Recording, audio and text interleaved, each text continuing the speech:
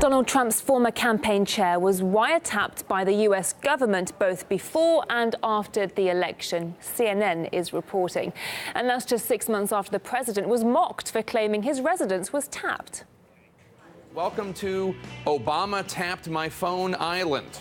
Population, President Trump. CNN has learned that investigators wiretapped former Trump campaign chairman Paul Manafort under secret court order, both before and after the 2016 election. To recap, in March, the president tweeted that he'd learned Obama wiretapped him at Trump Tower. In this latest report, CNN says that this was done because his campaign was yet again suspected of, quote, having ties with Russia.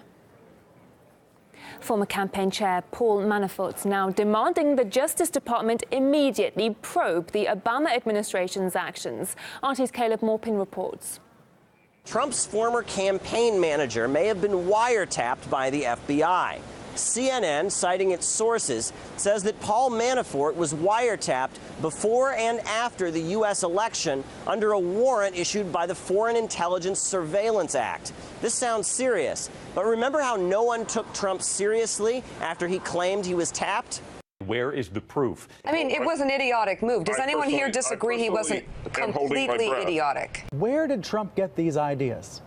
Where is he getting his information? We have a, quote, ridiculous, unquote, president. Well, now it turns out that perhaps Donald Trump wasn't losing his mind after all, especially when you take into account that Paul Manafort has a residence at Trump Tower. Now, the CNN report about the FBI spying on Manafort could, of course, be wrong.